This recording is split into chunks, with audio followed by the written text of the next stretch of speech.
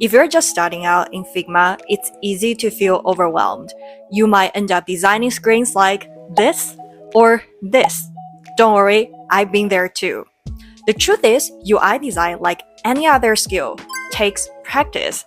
You get better by analyzing good work and training your eye. And here's the good news. You can actually accelerate your design skills fast, even just as a beginner.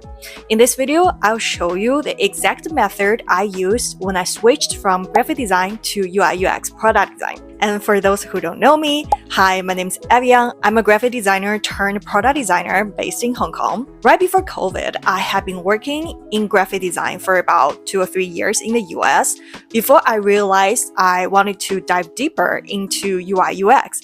And of course, the first thing I had to do was to create a UI UX product design portfolio. So, how do you make your UI UX portfolio look more professional when you are just starting out? One of the best ways is tracing, and I'll show you how. Alright guys, here we are in Figma. So first thing, we wanted to find a mobile app screen that we really like. In this video, I'm using Airbnb as an example. So I'm just gonna drag a screenshot that I did from the latest version of Airbnb onto my Figma. As you can see, this is like pretty big compared to the iPhone frame that we created. So I'm gonna match that, change it to 375 pixels width.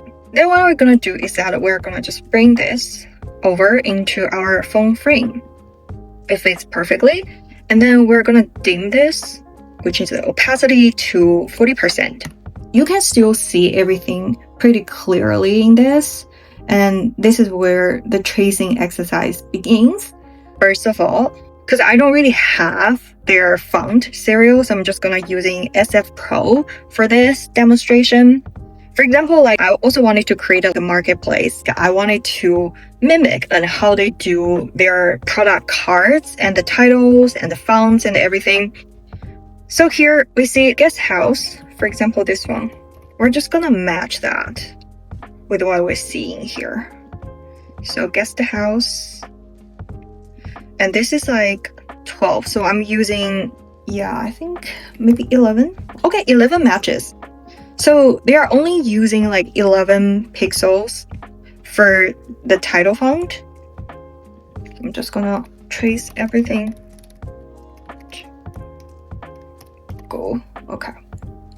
And for the pricing, you can tell the font is a little bit thinner, so I probably try regular. So regular AA3 HKD for 2 nights. Ooh, I feel it's still kind of big. Change it to 10. Okay, it fits perfectly. Okay, so now we know they're using 11 pixels for the small title, and then only 10 pixels like for the pricing line. In this way, you actually get an idea what type of font they're kind of using. For example, I also wanted to create like a card just like that, right? And then I changed mine to maybe 30% because I don't want to have any sharp edges, but I wanted to do something that's like pretty similar. I am trying to mimic how they do their cards. Say right here, and maybe we do, I don't know, maybe this is like 20. Ooh, almost. Maybe I do 18-ish. I think 18 matches perfectly if we wanted to create a rounded edge. So Airbnb is actually using 18 as their corner radius. That's another thing that you just know.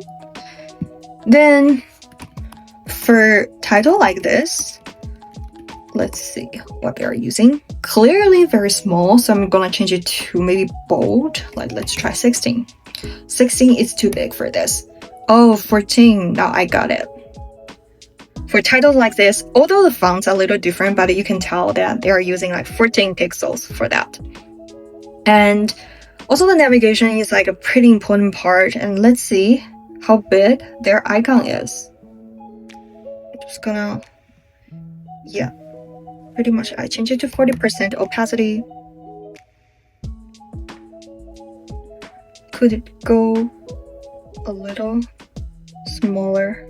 Okay, wow, their icons is only 20 pixels by 20. And you can just like drag it over to see if other icons are like just following the same size. I feel this one is a little bit off grade, but okay. The icons right here are actually pretty small, really small. So I wouldn't say it's like 20 by 20 because we'll have a little bit over here. So I would say maybe 21 by 21 is the size they are using. Yeah, I feel 21 by 21. Cool.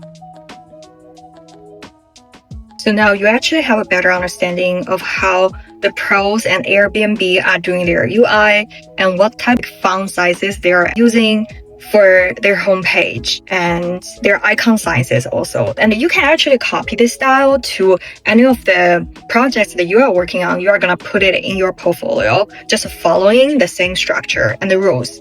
Tracing is actually a well-known technique, not just in design, but even in fine art. Artists use it to train their hand and eye, and in UI UX, it helps you understand structure, spacing, and visual rhythm. I used this exact technique when I was learning, and it helped me build confidence very fast. The more you practice tracing, the faster you'll be able to design clean, thoughtful UIs and eventually deliver real work for clients or companies.